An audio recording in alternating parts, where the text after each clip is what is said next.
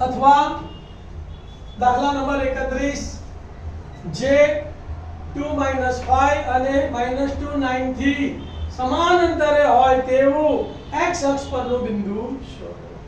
x અક્ષ પરનું બિંદુ એટલે x0 અને y અક્ષ પરનું પૂછ્યું હોય તો 0y બરાબર. ધારી લઈશું આપણે લાઈનસર. ધારો કે a 2 - 5 અને b -2 9 થી સમાન અંતરે હોય તેવું x અક્ષ પરનું બિંદુ કયું છે? px0 છે. શું ધાર્યું બોલો? ધારો કે a 2 - 5 અને -2 9 થી સમાન અંતરે હોય તેવું x અક્ષ પરનું બિંદુ px0 છે. જુઓ આકૃતિમાં સમજો. a 2 - 5 છે, b -2 9 છે. સમાન અંતર એટલે લંબ દ્વિભાજક પર આવેલું બિંદુ. તો આ લંબ દ્વિભાજક છે, એના ઉપર ગમે ત્યાં બિંદુ લેવાનું. આ p બિંદુ લીધું અને આમ x અને 0 છે, સમાન અંતર આવેલું છે, માટે pa બરાબર pb થાય.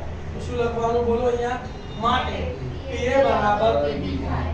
બંને બાજુ વર્ગ કરી દઈએ તો મારે pa² બરાબર pb² થાય. અંતર સૂત્રનો ઉપયોગ કરતા અંતર સૂત્ર આપણે ભણી ગયા. x યામોના તફાવતનો વર્ગ વત્તા y યામોના તફાવતનો વર્ગ. તો અહીંયા ધ્યાન, પહેલા લઈએ આપણે pa². તો pa² x યામોના તફાવતનો વર્ગ એટલે x - 2 નો વર્ગ, x - 2 નો વર્ગ વત્તા y યામોના તફાવતનો વર્ગ 0 - -5. તો માઈનસ પ્લસ 0 + 5 નો વર્ગ બરાબર ના બરાબર. હવે pd² લઈએ, એમાં પણ x યામોના તફાવતનો વર્ગ, x -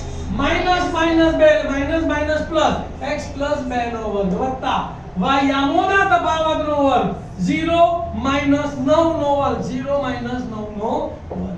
દ્વિપદીના વર્ગનું વિસ્તરણ આપણને ખબર છે કે પહેલાનો વર્ગ, છેલ્લાનો વર્ગ, વચ્ચે ત્રણેયનો, એટલે કે પહેલા પદનો વર્ગ, મધ્ય પદની નિશાની, વચ્ચે ત્રણેય પદનો ગુણાકાર પ્લસ બીજા પદનો.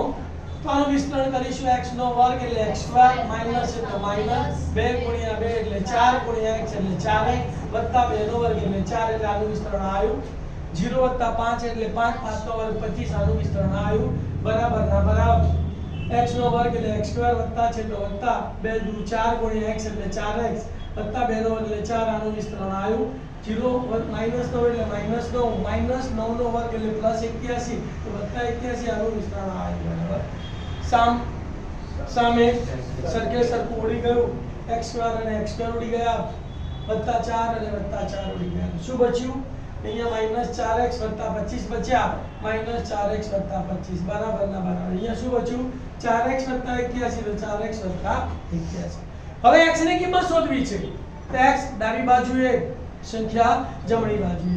આ +4x આ બાજુ આવે તો -4x થાય. -4x તો આપેલા જ છે, તો -4x બરાબર આ +25 સામે જાય તો માઈનસ, તો 81 આપેલા છે, તો 81 - 25 -4 અને -4 એટલે -8x. 81 માંથી 25 બાદ કરવાના, 1 માંથી 5 ના જાય એટલે અહીંયા દસકો, અહીંયા આવશે 7, અહીંયા 1 છે એટલે 11, 11 માંથી 5 ગયા તો 6, 7 માંથી 2 ગયા તો 5 એટલે 56. x કેવો જોઈએ? પ્લસ, તો બંને બાજુ નિશાની બદલી કાઢીએ. -8x ને બદલે +8x, +56 ને બદલે -56. 8 ગુણાકારમાં સામે જાય તો ભાગાકારમાં 8 સીધા 56, તો માટે x બરાબર -7. જવાબ લખી કાઢવાનો. x અક્ષ પરનું બિંદુ -7 0 છે.